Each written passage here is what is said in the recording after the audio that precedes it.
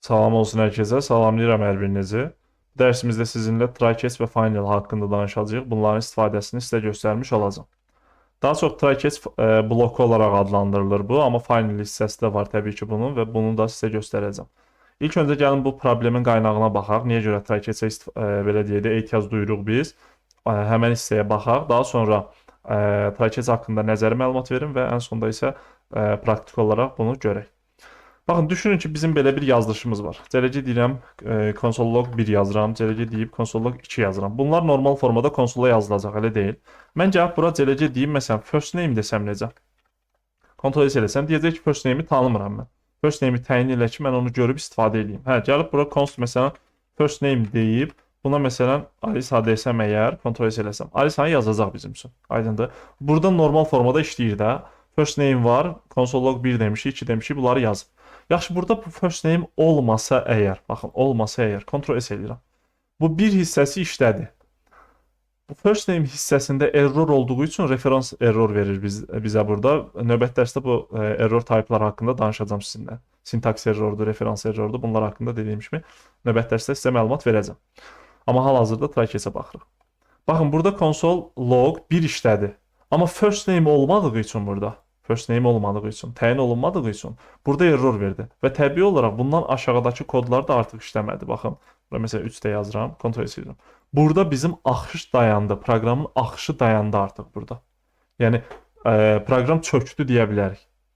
Amma biz bu çökmənin qarşısını almalıyıq. İndi məsələn burada mən first name yazdım. Burada fərqli-fərqli errorlar çıxa bilər bizim üçün. Örneğin, baxın, örneğin real layihələrdə misal versək əgər. Biz deməli indi bir neçə dərs sonra onları eləyəcəyik sizinlə. Onları görəcəyik. Asinxron proqramlaşdırma, belə deyək, asinxronun, sinxron idarə olmasını və s. bunları keçdiyimiz zaman izah eləyəcəm. Məsələn, fetch API-nin fetch-lə və yaxud da ki access-lə hər hansı bir endpoint-ə istək göndəririk biz. Oradan bizə bir data qayıdacaq. Normalda JSON formatında daha çox qayıdır da. JSON formatında bizə bir data qayıtdı düşünün. Həmin o JSON formatında əgər problem varsa, onu biz parse etdiyimiz zaman, yəni JSON.parse deyib həmin JSON datanı onun içərisinə verdiyimiz zaman, məsələn, obyekt formasındadır, amma JSON olunubdur. Onu parse etdiyimiz zaman çevrilməli də obyektdə də, elə deyil. Yaxşı, onda əgər problem varsa həmən JSON-da, o bizə error verəcək axı. Məsələn, baxın, gəlin yazıram bura. Const JSON data deyirəm. Bunu da düz yazmalıyıq. Const yazmalıyıq bunu. JSON data deyirəm. Bunun yazılışı məsələn bu formada ola bilər də. Obyekt mötərizəsi açırıq burada. Örneğin first name deyək. Bu formada. Alice olsun. Bir dənə də age yazaq. Çox yazmağa ehtiyac yoxdur. Sadəcə əsas məsələni başa düşmək lazımdır burada. Age yazıram. Məsələn, bu da 23 olsun. Ctrl S edirəm. Bunu bağlasaq, Ctrl C eləsəm, normal formada hələ ki errorumuz yoxdur, elə deyil. Mən gəlib burada, baxın. Const deyirəm, data deyirəm buna. Deməli, JSON parse eləyəcəm də burada. JSON.parse-la bu JSON datanı parsalamaq istəyirəm. Və gəlib aşağıda cələcə deyib datanı da konsola yazmaq istəyirəm. Baxın, normal formada data bizdə konsola yazıldı. Səbəbi nədir? Çünki bu JSON datada bir problem yoxdur. Normal formada JSON formatına uyğun olaraq, sintaksı uyğun olaraq yazılıbdır. Və onu parse etdiyim zaman burada bu formada görsəndi. Aşağıdakı konsollarda işlədi. Yaxşı, gəlib burada məsələn Alisa yazmışıq. Burada vergülün biri olmasa bəs, Ctrl S edirəm. Error verdi. Bütün error, sintaks error verdi. Proqram çökdü. Ki verdiniz. Amma biz bilmirik axı bu datanı indi mən burada əlimlə yazdım ki, sizə örnək olaraq göstərim. Biz bu datanı alacağıq backenddən.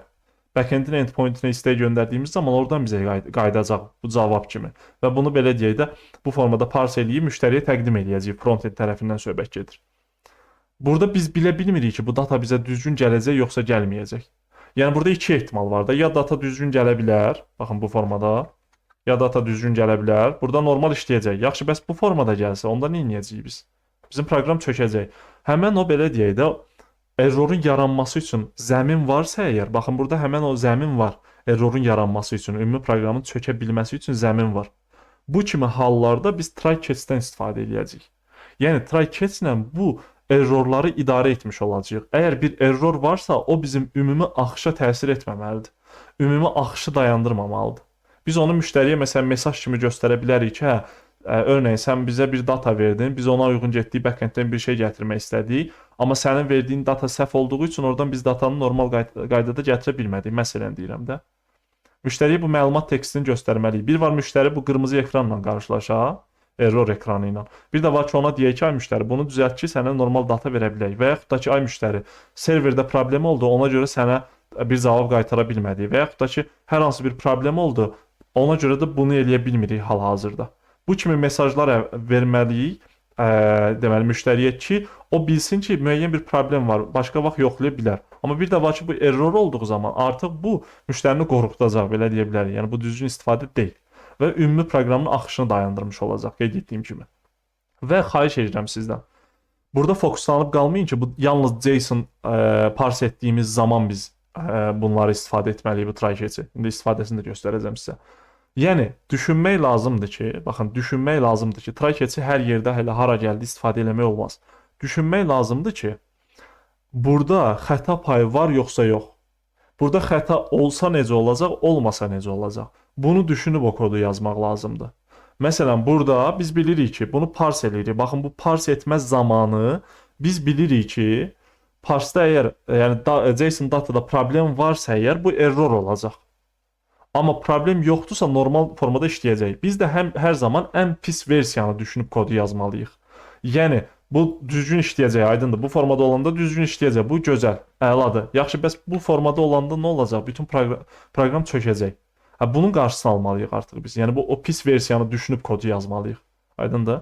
İndi bunun üçün də try-catch'dən dediyim kimi istifadə olunur. Gəlin indi try-catch'dən istifadə edərək baxın bu errorun qarşısını alaq. Burada error yazılır. Error çıxır da bizim üçün. Sintaks error çıxır, elə deyil. Yəni ümumi proqramın axışı dayanır. O error burada çıxır bizim üçün. Baxın burada çıxır. Amma bütün bunlar da işləmir. Aşağıdakılar da işləmir. Nə də özündən yuxarıda da olsa o da işləməyəcək. Məsələn, CLC deyib bir yazaq, Ctrl S eləyək. Bu işləyəcək daha doğrusu. Bura işlədi. Gəldi bura. Burada problem olduğu üçün bundan aşağı artıq işləmədi. Problem yarandı. Fikir verin. Proqramın axışı dayandı. İndi mən məsələn try-catch yazıram burada. Try-catch yazdım. Burada indi final da var. Bunun sonunda. Baxın burada final da var. Bunu da ilk öncə try-catch'i izah edeyim. Ondan sonra final'ı da göstərəcəm. Burada nə yazılıb? Try yazılıb. Yəni yoxlamaq mənasını verir də. Bunun mötərizəsi buradır. Neçə sətr kod yazsaq burada yazacağıq. Yəni bu yoxlamaq istədiyimiz o error çıxa biləcək. Hiss edirik ki, error ola bilər. Versiyamız var ki, ya error olacaq, ya normal işləyəcək. Onları burada yaza bilirik kodları. Burada catch hissəsində isə error var. Baxın, erroru tutmuşuq. Buna RR də deyirlər, error da deyirlər. Bu kimi adlarını adlandıra bilərsiniz. Bu bir obyektdir. Bunun içərisindəkiləri də növbəti dərsdə sizə izah eləyəcəm ətraflı formada.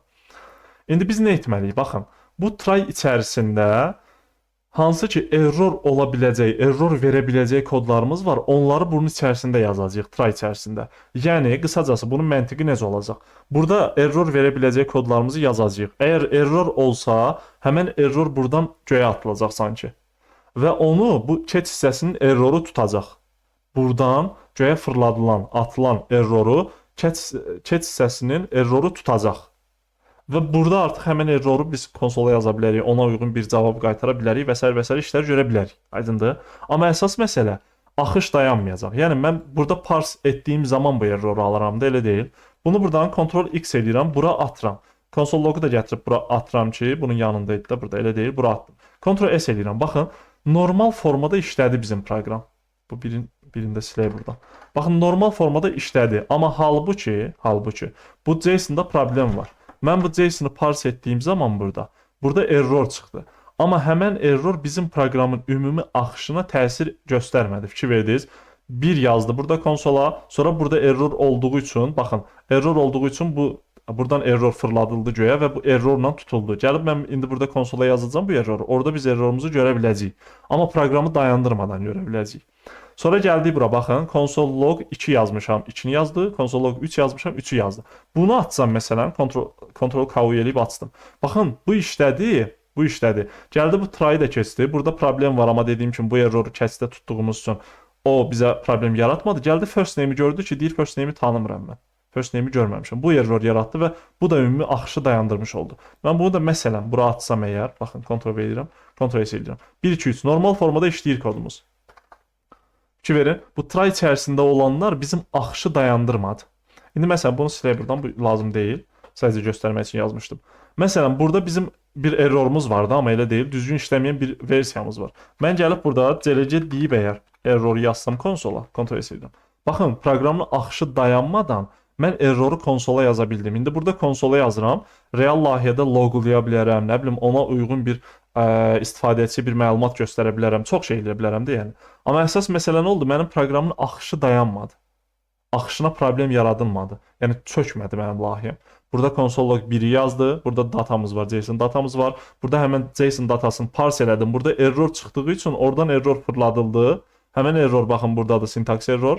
Və burada mesajı da var. Bu error olaraq onu tutduq və chat içərisində onu konsola yazdım mən. Verdiniz. Ya da burada məsələn belə bir şey də yazmaq olur.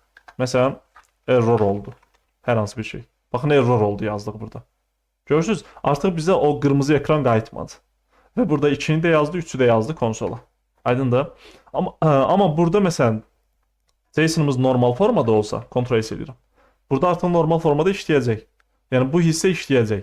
Yəni try içərisində normal formada işləyir. Amma error varsa əgər bir dənə error atır kənara, həmin errorda chat hissəsində tuturuq errorunu. Aydındır? Belə başa düşmək lazımdır.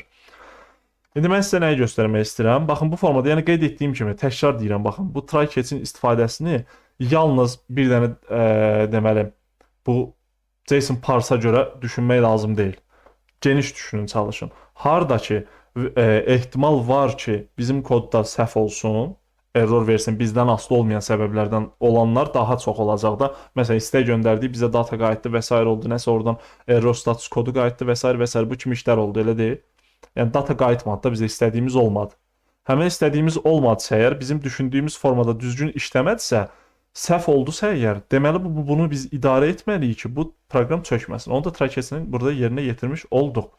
İndi burada final var. Final isə hər zaman işləyəcək. İstəyir burada error olmasın, bu formada elə işləsin. İstəyir burada gəlsin, error olsun, chat hissəsi işləsin. Yəni ikisi fərqi yoxdur, bunların hansı işləyir. Bu final həmişə işləyəcək.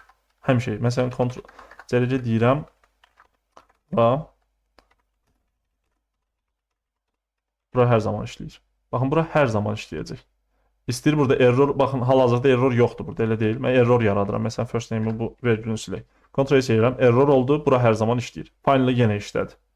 Aydındır? Yəni bunu da belə bu formada başa düşmək lazımdır. Və təkrar deyirəm, son olaraq sizə bir məlumat demək istəyirəm. Bu try catch-i elə hara gəldi istifadə etmək düzgün deyil. Bunu fikirləşmək lazımdır, dediyim kimi. Fikirləşmək lazımdır ki, burada, məsələn deyirəm də, mən burada sum funksiyası yazıram. Baxın, bu formada sum funksiyası yazıram. Bu mən bilirəm ki, error qaytaracaq da mən. Bunu təyin etməmişəm ki, mən burada.